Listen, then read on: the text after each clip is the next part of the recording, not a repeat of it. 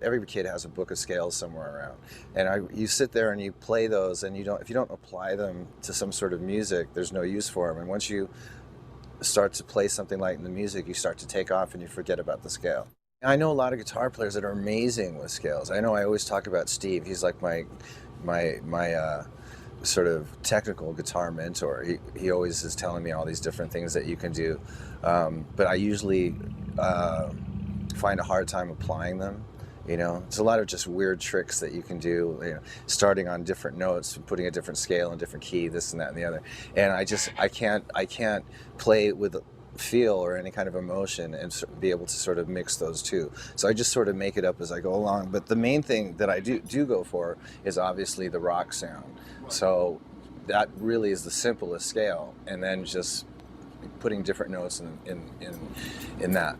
I stick with as many different rock positions as I can get, and what changes them is, like, okay, say we're playing in C, right? And we're playing 1-4-5 progression. Then you've got two different sort of very standard scales for it, and they have that scale all the way up the neck.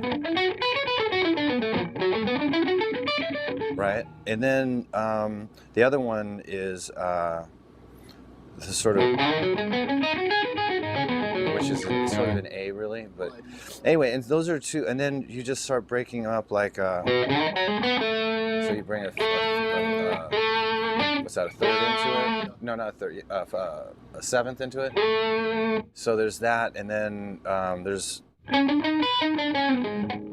these passing tones. So here's the major scale, or however you want to.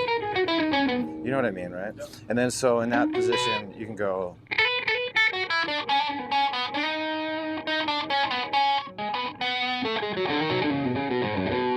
Or stuff like that.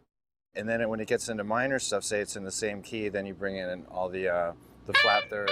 And depending on the song, if it's got an F major in it, or sometimes it just sounds cool, where you bring in the sixth, right?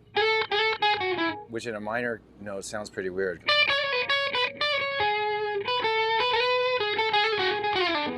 But if you're doing a really sort of real minor stuff, then you have the flat sixth.